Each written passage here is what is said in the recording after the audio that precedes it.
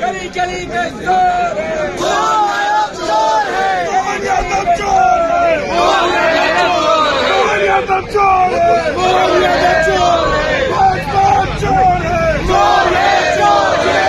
चोरी बंद करो, बंद करो, बंद करो।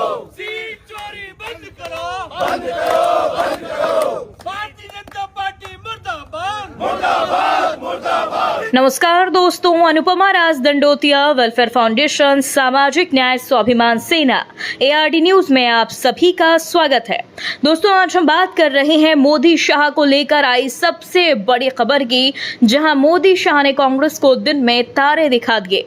दोस्तों, आपने बिल्कुल सही सुना। पश्चिम बंगाल के विधानसभा चुनाव के बाद ममता बनर्जी के 80 विधायक सांसदों में भगदड़ मचाने वाले मोदी ने मध्य प्रदेश के राज्यसभा चुनावों में कांग्रेस प्रत्याशी नटराजन का नामांकन निरस्त करवाकर विधायक न होने के बावजूद तीनों राज्यसभा सीट मतदान से पहले ही जीत ली हैं।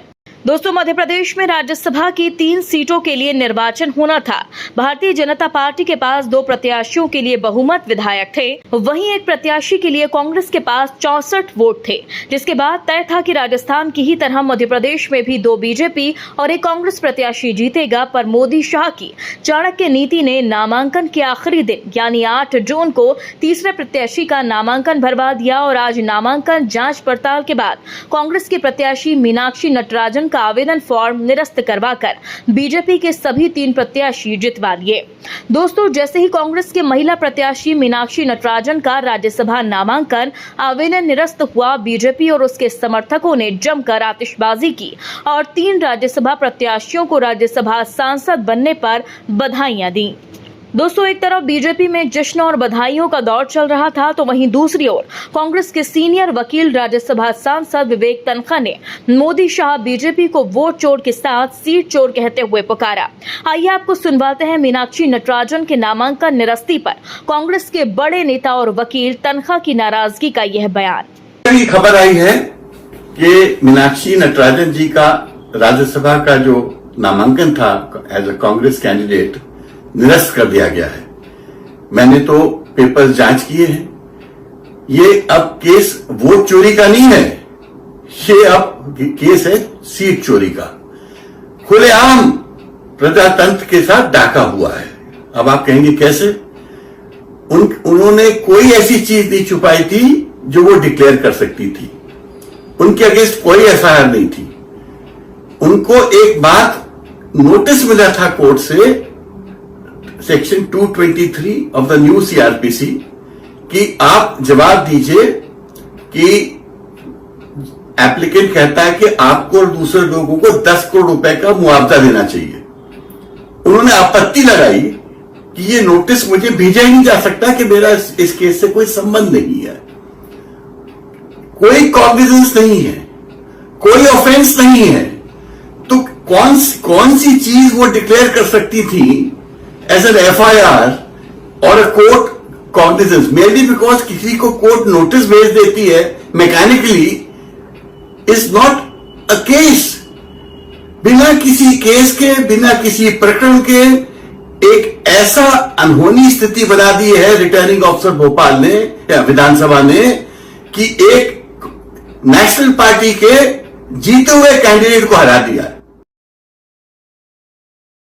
दोस्तों, मीनाक्षी नटराजन के नामांकन निरस्त होने के बाद जीतू पटवारी भी मोदी शाह के साथ चुनाव आयोग पर जमकर दहाड़े और तीखी खरी खोटी सुनाई। खबर लिखे जाने तक दोस्तों, कांग्रेस के नेता चुनाव आयोग कार्यालय पहुंचे और गेट पर धरना देकर न्याय की मांग की। दोस्तों, बहुमत होने के बावजूद राज्यसभा सांसद बनने से चूकी मीनाक्षी नटराजन ने भी मोदी शाह के साथ चुनाव आयोग के वोट चोर और सीट चोर के साथ ही लोकतंत्र का हत्यारा करार दिया और अपने नामांकन को निरस्त करने पर सफाई दी। पेश है मीनाक्षी नटराजन का यह बयान।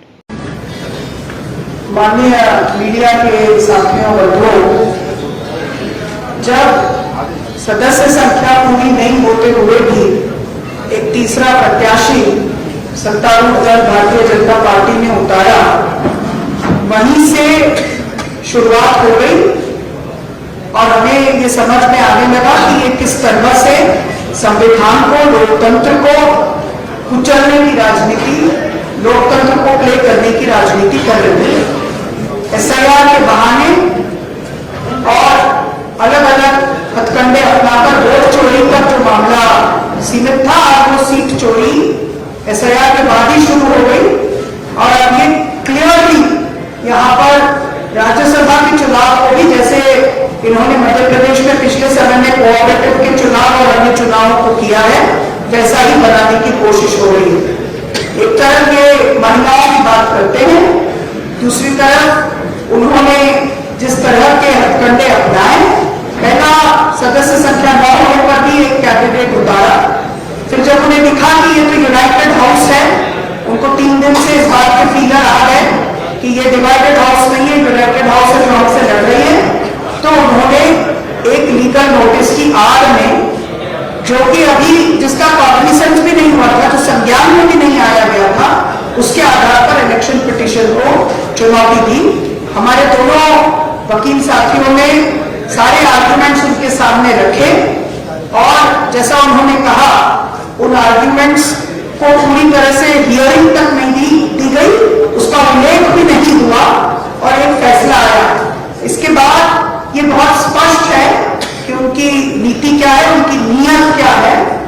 और ये हम सबके लिए एक ये राज्यसभा की सीट का सवाल नहीं है, मेरा एज अ कैंडिडेट भी सवाल नहीं है, लेकिन पिछले समय जो आइडिया ऑफ इंडिया के लिए, जो लोकतंत्र के लिए राहुल जी लड़ाई लड़ रहे हैं, हमारे नेता, ये आज गंभीर परिस्थितियां हमारे देश के सामने है। सवाल यह है कि लोकतंत्र जीतेगा या नहीं। दोस्तों, आज जिस तरह से बहुमत और विधायक राज्यसभा सांसद के लिए न होने के बावजूद बीजेपी ने तीसरा प्रत्याशी खड़ा किया और उसे जितवा भी लिया, वह भी निर्विरोध। इस पर आपका क्या कहना है, कमेंट बॉक्स में हमें जरूर बताएं। यदि आपने अभी तक हमारे चैनल को सब्सक्राइब नहीं किया तो प्लीज बेल आइकन दबाकर अभी हमारे चैनल को सब्सक्राइब करें। अगली ताजा अपडेट के साथ हम आपके बीच जल्द हाजिर होंगे। तब तक के लिए नमस्कार, जय हिंद।